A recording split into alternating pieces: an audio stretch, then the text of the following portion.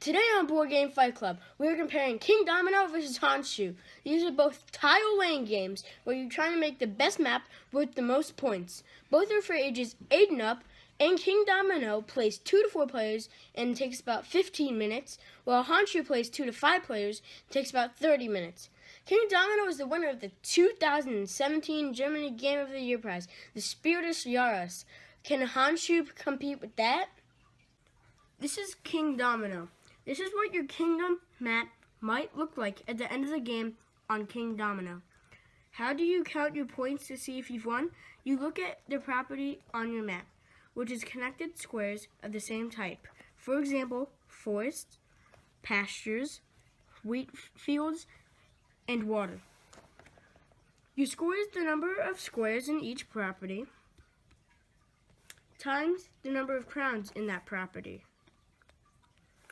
You add up all those scores for your total, and the one with the most is the winner. How do you make your kingdom map? You choose tiles each turn and add them to your map. You have to stay inside a 5x5 grid, and a new tile must line up with another tile, so like type touches like type. Your middle square can touch any type. Your goal is to make sure you have as many properties as possible with crowns so they can count for your score. How do you select your tiles? At the beginning of the game, turn order is random. Shake the meeples together and put them in order as they came out. Then take the same number of tiles from the box as there are players and arrange them in order from lowest to highest, and flip them over.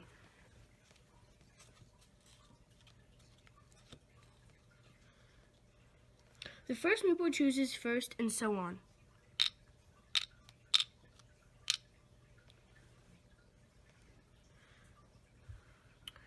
You will do the same step again.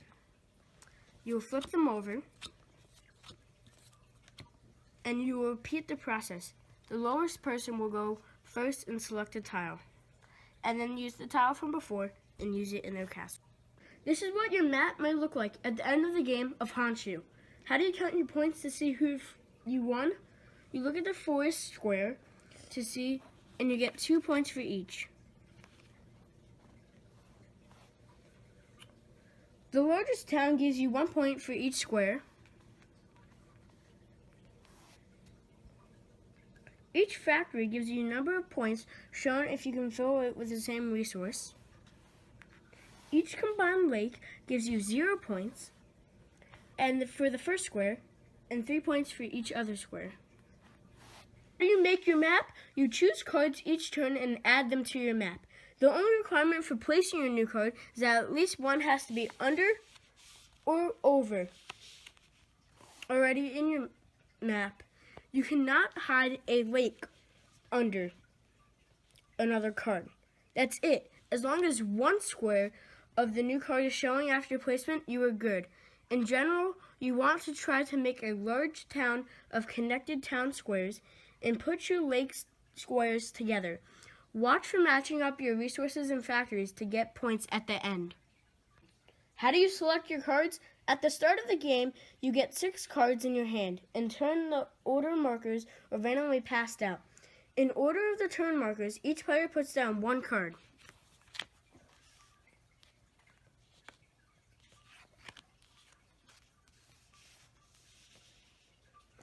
That are numbers 1 through 60.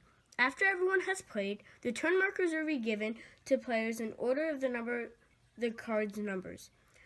Then in order, players choose to take one of the cards that was played to put in their map. One twist is that you could choose to put one of your resource cubes on the card you played to add 60 points to its value. Anyone playing a card after you has to match the color of the cube you played if they want to do the same. This is one way of making sure you get the card you want and getting rid of extra cubes you don't need for factories. Kingdomino won the Spiel des Jahres because it is a simple game to learn and people to enjoy playing.